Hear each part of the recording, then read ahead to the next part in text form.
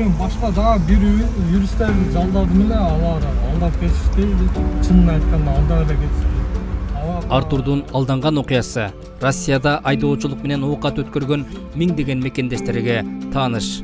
Аталган өлкөдө жаран алкоголдук ичимдикке күмөн саналган учурда медициналык текшерилүүдөн баш тартса, айдоочулук бөлүгүнөн ажыратууга жол берген тартип иштей баштаганы мигранттарга түйшүк жаратты.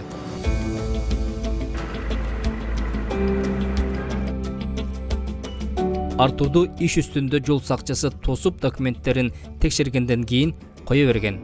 Көрсө жол тескөөчү медициналык текшерилүүдөн баш тартты деген документке Артурдун атынан протокол жасап, сотко өткөрүп жиберген экен. Жалган протоколдун негизинде сот айдоочулук бөлүктөн ажыраткан.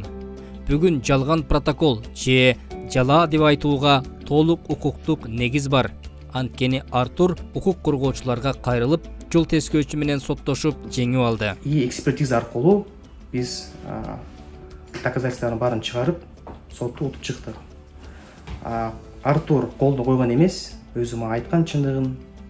Ошону биз колду экспертизага бердик. МВД Россиянын Москва шаарында экспертизага бергенде, ошол экспертиза заключение чыгарып берген.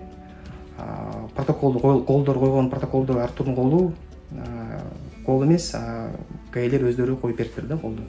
Москвада 2012 жылдан бери укуктук кызмат көрсөтүп келе жаткан уюм Артурдун окуясындай маселе менен мигранттардын кайрылуусу көп экенин, бирок 95% сотто жеңип алуу мүмкүнчүлүгү жок болоорун билдирүүдө. Анткени жол тескөөчүлөр алдап айдоочунун өзүнө кол койдуруп алгандыктан далилдөө татаал. Күмөн санап атабыз, көзүң кызарып калыптыр.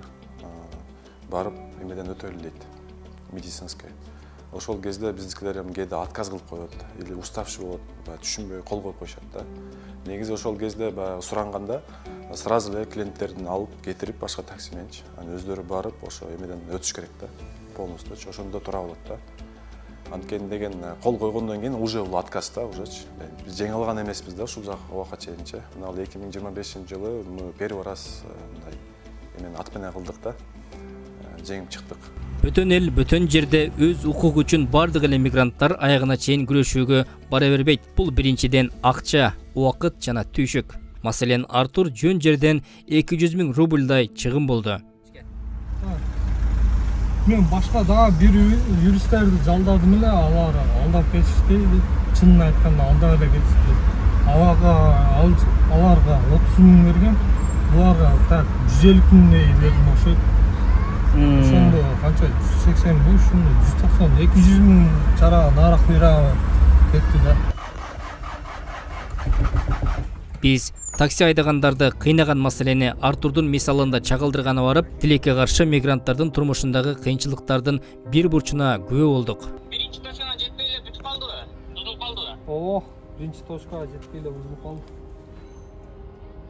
Жетип калдым эле, кичине калды эле. Телефонуңдун эмесин айтасың, сенин приложенияңа кирип эле неме кылайынбы?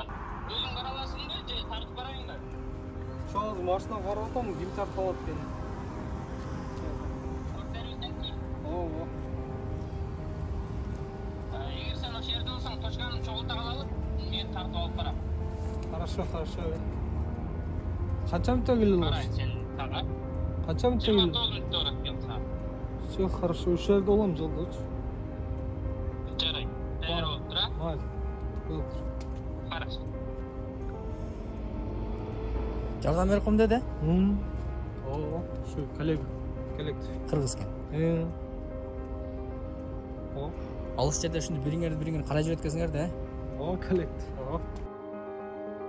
Өткөн жылы Россиядан Кыргызстанга 2 миллиард 783 миллион доллар которулган. Ал каражаттын ар бир тыйынын мигранттар кандай эмгек менен табарын бүгүнкү окуя айгинелеп турат. Биз Кыргызстанга учууга аэропортко сапар тарттык. Артур жардам күтүп жолдо калды.